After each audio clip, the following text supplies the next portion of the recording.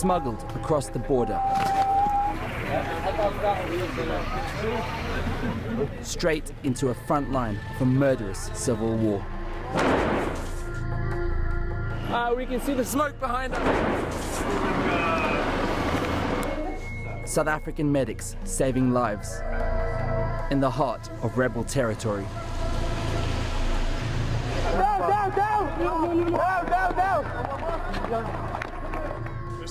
And in this war, even hospitals are targets. I think I have to. We're gonna close up here. Close up, guys.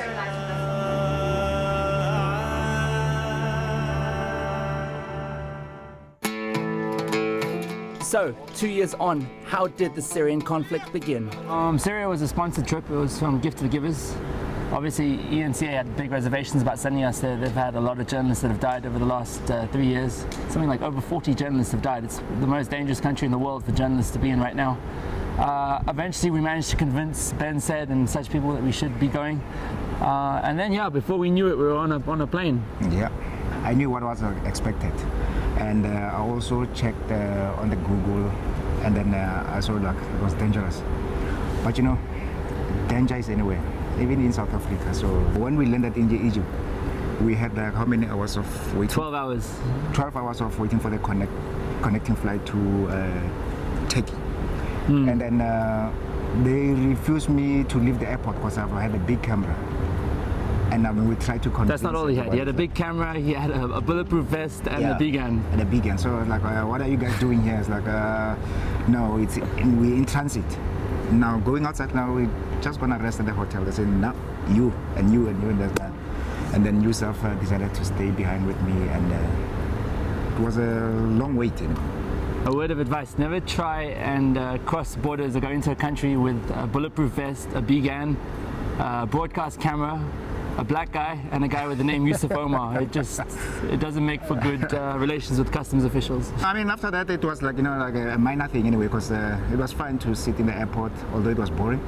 But now getting into Syria, I mean, it was a surprise because we were in some minibus taxis kind of, and then the next thing were on the tractors in some fields.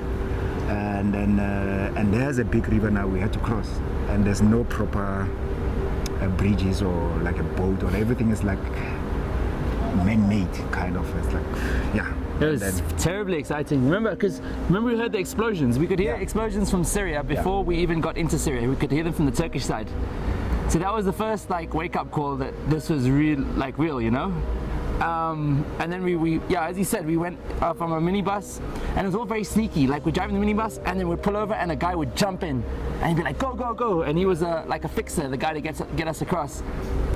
From the minibus, we jumped into a tractor. Tractor, yeah. And then, like on these terrible like mud, basically just mud everywhere.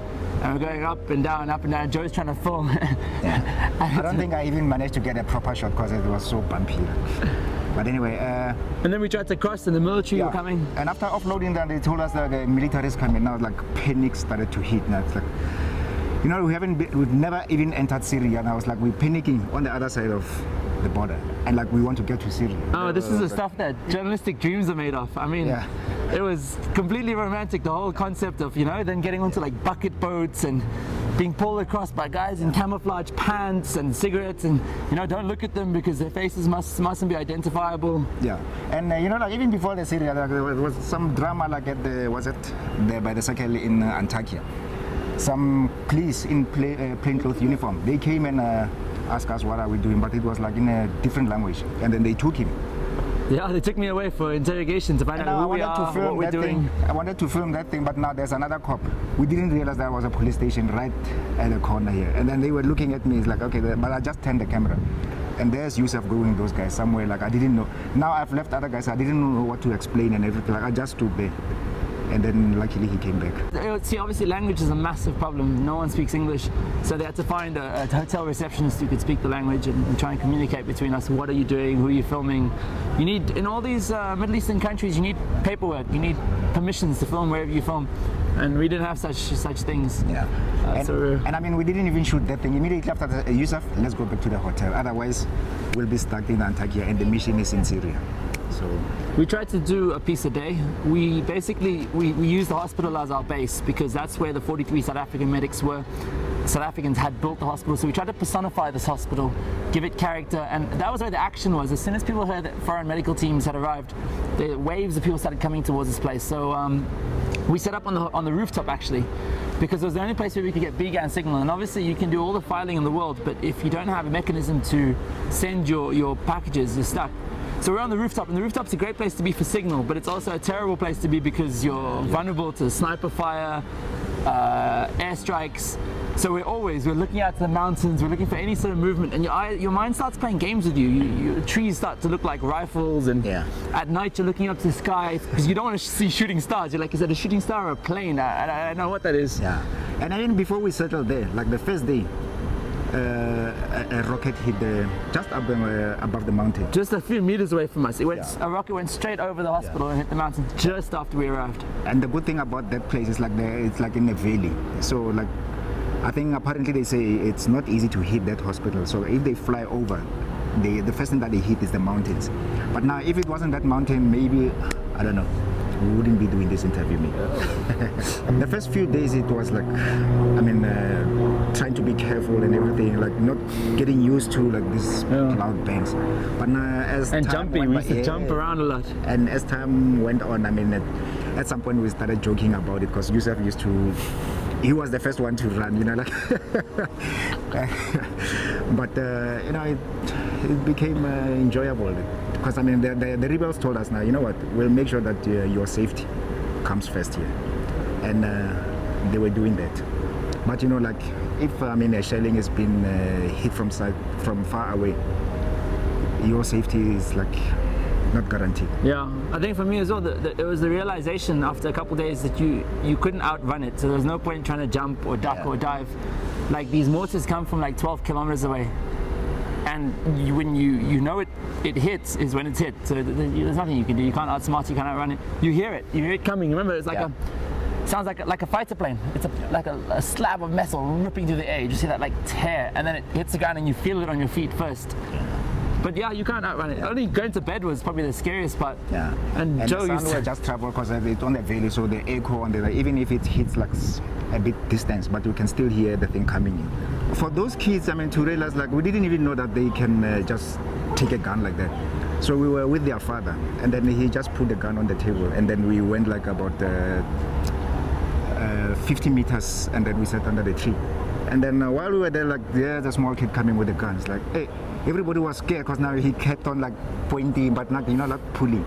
And then we asked the father, like, I mean, does he know how to do these things? I said, no, don't worry about it. But like, you know, you can't say don't worry. You know, like a kid is pointing the AK-47 at you, but with a smile. It's, you know, it's like. For me, it only hit me afterwards, like when we watched the video footage. Yeah. In the moment, you were so keen to get the shots and so pumped with adrenaline, and you saw so many guns. Like everybody carries a gun. It's unusual not to see a man with an AK-47 around his shoulder.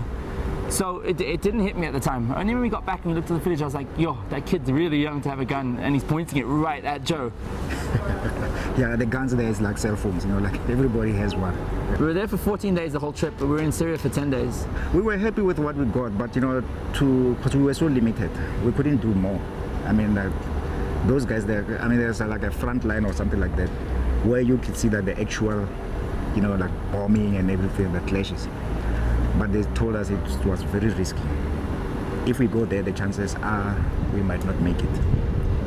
I wanted to do this my whole life, and having done it, I wouldn't want to go even 1 centimeter closer to the front line than we were. Like honestly, it's a horrible feeling because you've got no control over your life at that point. Yeah, and I mean at the same time looking at the casualties coming from the front line into the hospital, you could just see that I think let's draw the line here.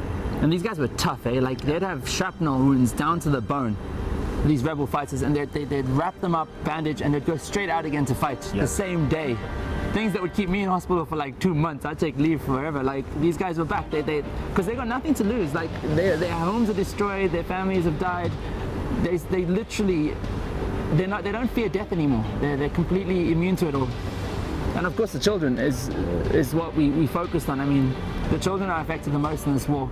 Not just like physically, but mentally. I mean, they grow up and all the heroes in town are rebels, so they want to be fighters. I mean, if you look at that generation now, if they all like maybe takes about, we don't know, maybe 5 years or whatever, they've lost their 5 years of education. So like, I don't think it's going to be easy for them to adjust in a proper way, because they've experienced a lot. There's that boy, like, I mean, like, he runs a shop in front of the hospital. He sees everything that's happening there. It's like people with guns. Even for him to take a gun, it's like, no, it's fine. It's just a part of it. Yeah, they become completely immune to human suffering and to violence. They've seen so much. The kids, they just grow up too fast. You can see it in their eyes. Like it gives away a lot. But it was incredible experience.